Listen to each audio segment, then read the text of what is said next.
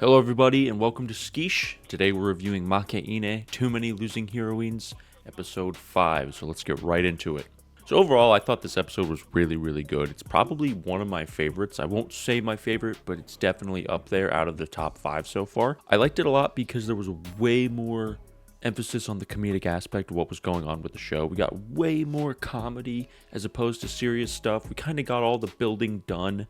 That's, I won't say settled, but a lot of it is already finished, and now we can move into really expanding upon the plot, getting more into the comedic aspect of what's going on here. So we start off strong with Nukamizu's little sister confronting him at the door with a very worried look on his face, and we have no idea what's going on, but we can probably assume what's going on because we see an extra pair of shoes, and they're not pictured here, but you get the gist of it. Nukamizu has a friend over. That's why his sister seems to be so worried and troubled, because like we've mentioned before, Nukamizu's sister doesn't really have high expectations for him. She sees him as a loner. It's kind of what actually he is. This whole situation just kind of fell upon itself one day at a cafe, and it snowballed into what we're at now. Come to find our girl Anna at Nukamizu's house, spreading some love of some somen noodles. Her father was paid in somen noodles for the month, so she's delivering them to her friends. And this is what I mean with all the comedy going on right now, because that's such an odd thing. I don't think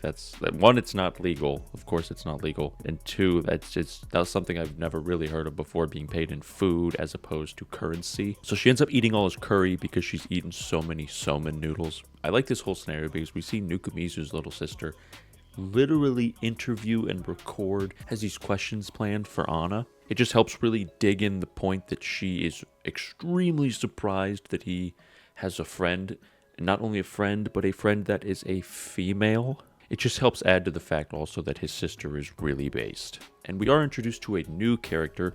I believe this character showed up in like episode 2 or 3 in the club room, but we find out a little more about her. Hardly anything really. She just wants some water, but she's a gyaru. I'm pretty sure she has to do with the student council body. Not really much happens here. It's just kind of them exchanging words and getting more acclimated with each other. I also really like how they did not make her personality so in your face and outgoing, because she's a gyaru and that's typically the thing you see with those characters, but hers is really dry and really almost like an airhead. So then after that scene of meeting the gyaru, nothing crazy really happens, and then the next scene that really helps build to like the comedy aspect of what's going on here is when he walks in on Lemon changing. I'm trying not to show a lot of video because YouTube has been very aggressive recently with their copyright stuff, but this is one I have to show just to emphasize how quick Lemon-chan is. So we see Nukamizu walk in on Lemon-chan, and then right after that, he closes the door immediately because that's probably the common thing to do when you walk in on someone changing. But how quickly she reacts and opens the door is otherworldly.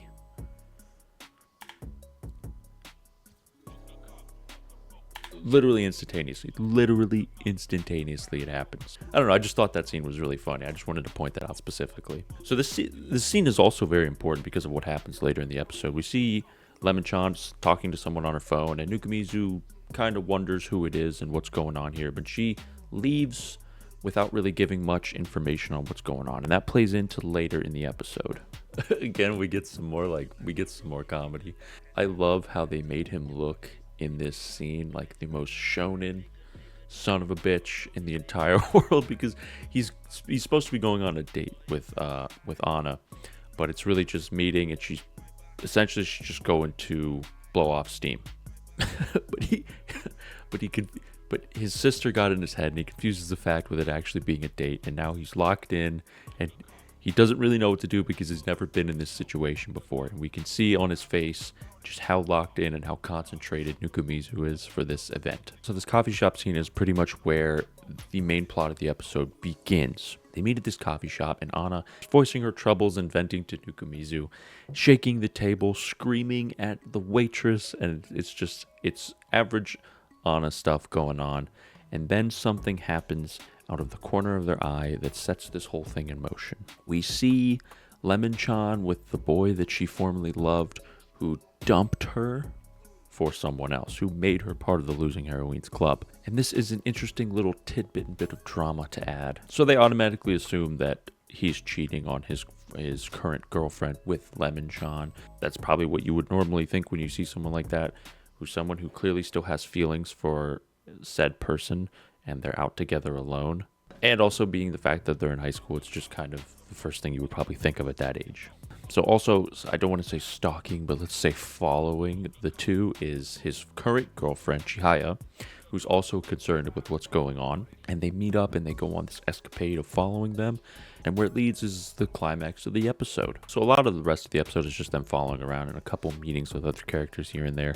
I don't think anything crucially important yet, but I could be wrong. There's two things I want to point out that I think makes the creators, producers, directors behind this anime very self-aware and in the scene and in the know of pop culture when it comes to anime. The first one is Anna. We see her. Anna is dressed very similarly to a certain doujin that I'm sure everyone knows. 177013. If you don't know it, it's probably for the best, and if your curiosity gets the best of you, I warned you. Okay, let's just put it that way.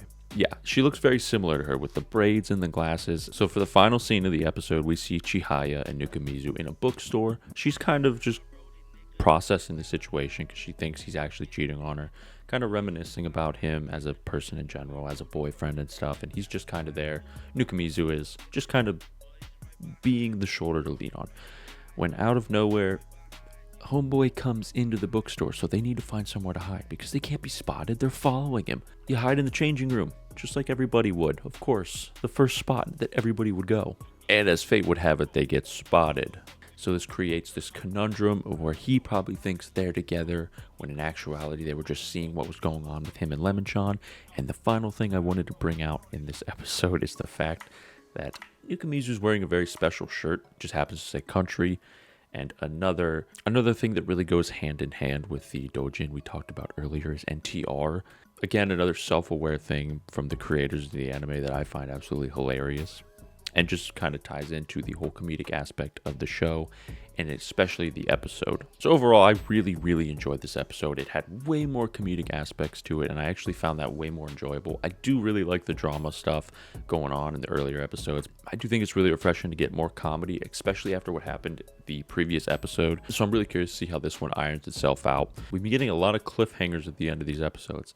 And I'm a fan of cliffhangers. I just hate having to wait a week to figure out what happens. That's what sucks about them, right? So anyway, guys, that is the end of today's review of Makeine, Too Many Losing Heroines. Don't forget to subscribe, hit that bell button, like, and leave a comment down below of what you thought of episode 5 of Makeine and what you think might happen in the next episode. So without further ado, guys, that's the end of the video.